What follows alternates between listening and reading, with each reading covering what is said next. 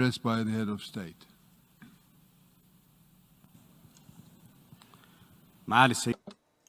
Your Excellency, President of the Security Council, Mr. Volkan Bozkır, Your Excellencies, distinguished attendees, peace and blessings of God be upon you. It's my great honor to introduce this statement of the custodian of the two holy mosques, King Salman bin Abdulaziz, King of the Kingdom of Saudi Arabia. Thank you, Mr. President.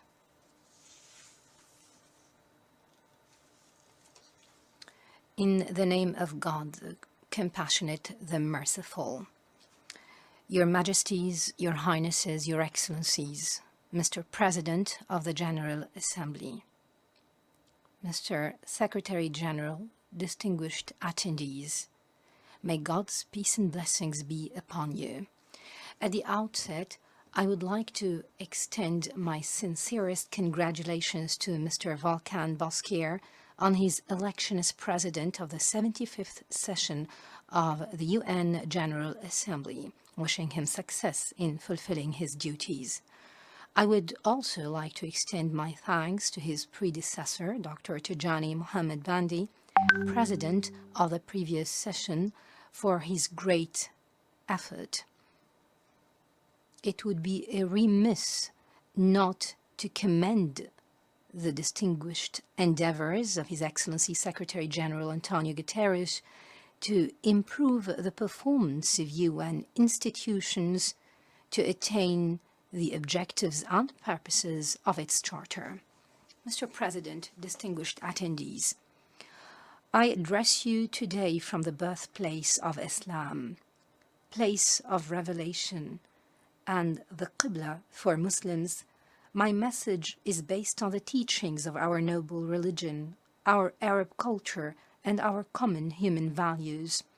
They all call for peaceful coexistence, moderation, and solidarity among the nations and peoples of the world to confront the extraordinary challenges facing our world. Our world today is facing tremendous challenges, especially with the COVID-19 pandemic and its health, humanitarian, and economic repercussions. It compels us all to stand together and face those common challenges to humanity. In its capacity as President of the G20, the Kingdom has coordinated international effort by holding a Leaders' Summit last March to coordinate the global effort to combat this pandemic. The summit aimed at curbing the humanitarian and economic impact of this pandemic. During the summit, the Kingdom announced a pledge of $500 million in support of efforts aimed at combating the pandemic and reinforcing emergency preparedness and responses. The Kingdom continues to promote global response effort to address this pandemic and its repercussions. The Kingdom is one of the largest donors of humanitarian and developmental aid. It provides its support to all peoples of the world, irrespective of their political, ethnic, or religious affiliations. Over the past 3 decades, the Kingdom provided more than $86 billion in humanitarian aid, benefiting 81 countries. Distinguished attendees, my country, ever since the foundation of this organization, has been at the forefront, along with other nations, to achieve international peace and security. It has been consistently working to mediate conflicts, to reach peaceful solutions to disputes, as well as seeking to prevent conflict and support security, stability, development, and prosperity. However, the Middle East has been suffering from major security and political challenges that undermine the security of its peoples and the stability of its countries. Our region has been facing for many decades attempts by the forces of evil and extremism to impose their malign views and policies in order to hijack these countries' present and future, paying no heed to the aspirations of the peoples of the region for development, prosperity and peace. In the Kingdom, we chose a path for the future through our Vision 2030, which aspires to create a robust economy and an interactive community, thus contributing actively to the progress and civilization of humankind. Regionally and internationally, the Kingdom advocates a policy based on respect for international law and its principles to achieve security, stability and prosperity in the region. We support political solutions to conflicts and combat extremism in all its forms and manifestations.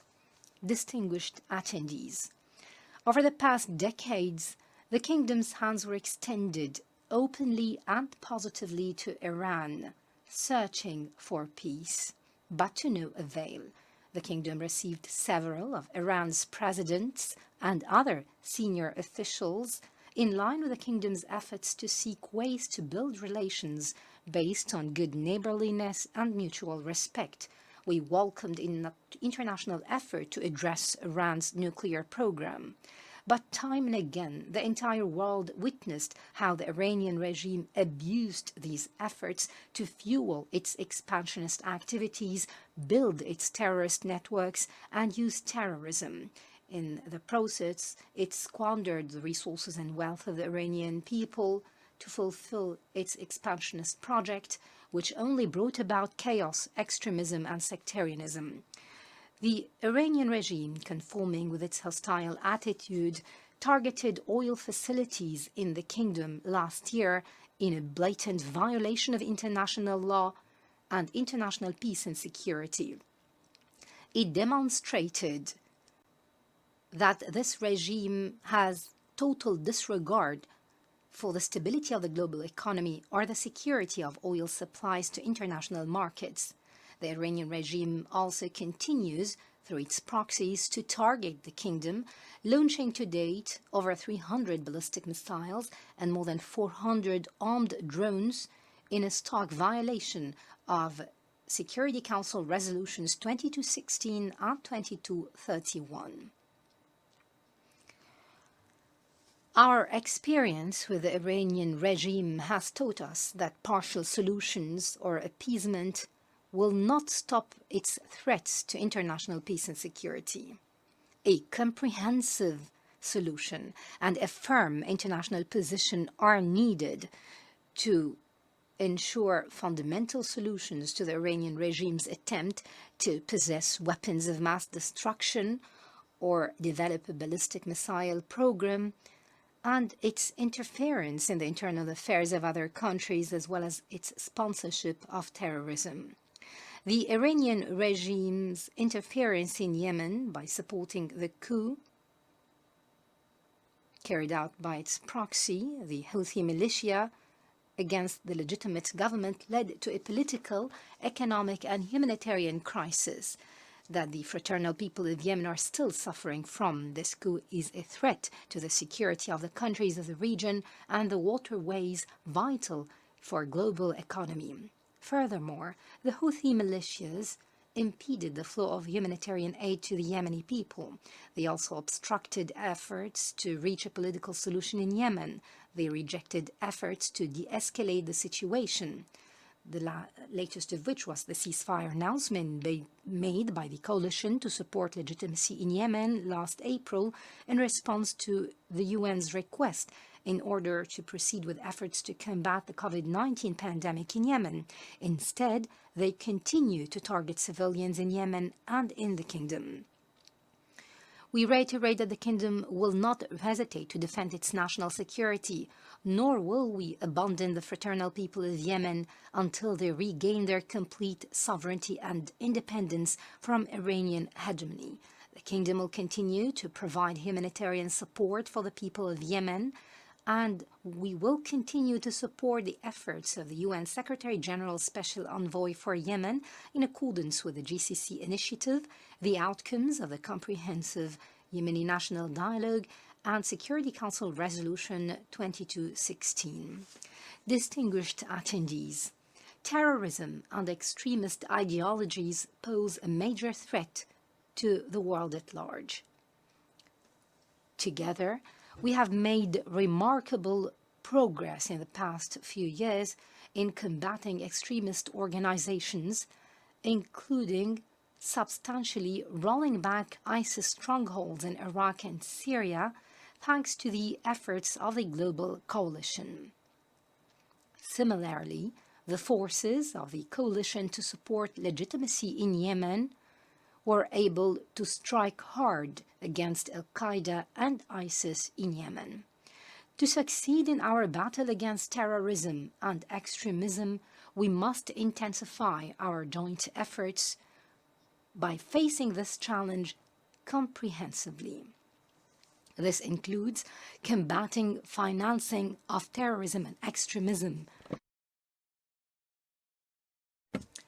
The Kingdom has supported many international entities that contribute to reinforcing our joint efforts to combat this challenge. The Kingdom supported the UN Counterterrorism Center with $110 million. It has established the Global Center for Combating Extremist Ideologies at Tidal in Riyadh, and it also hosts the International Terrorist Financing Targeting Center. We in the Kingdom, thanks to our position in the Muslim world, bear a special and historical responsibility to protect our tolerant Islamic faith from attempts to defame it by terrorist organizations and extremist groups.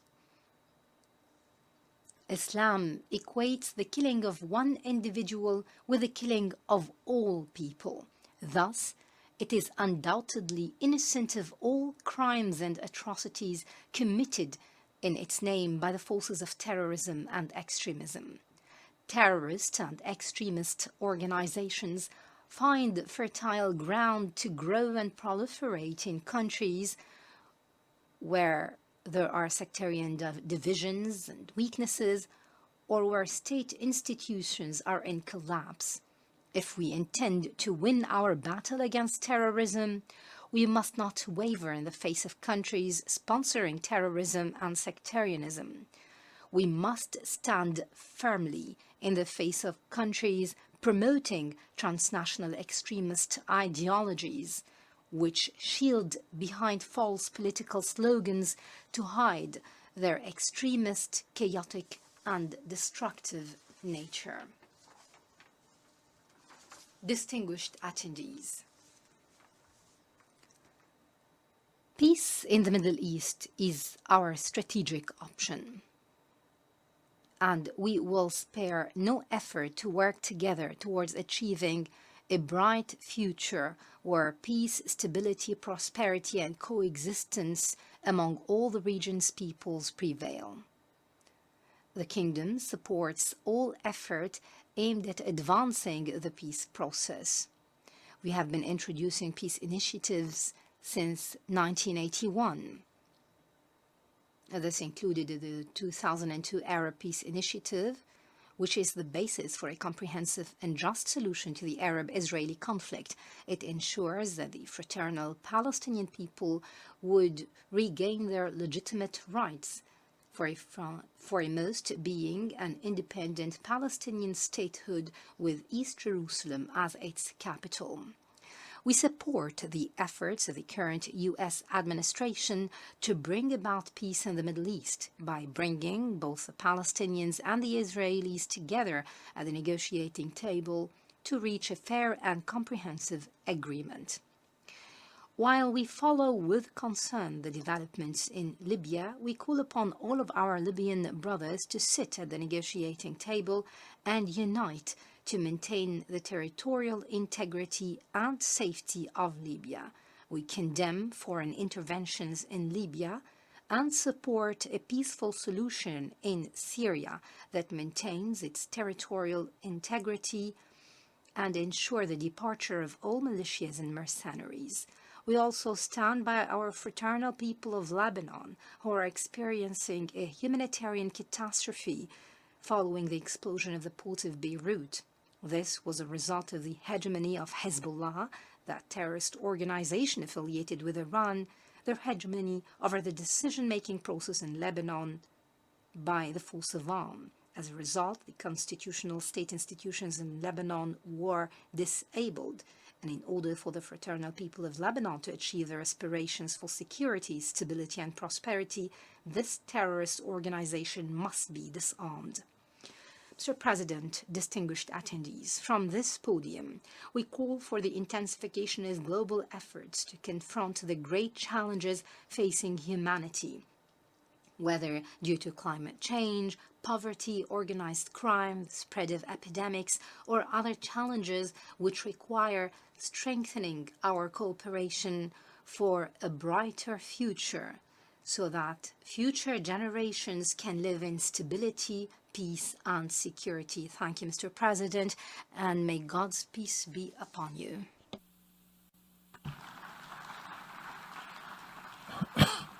On behalf of the General Assembly, I wish to thank the King of Saudi Arabia and President of the Council of Ministers of the Kingdom of Saudi Arabia for the statement just made.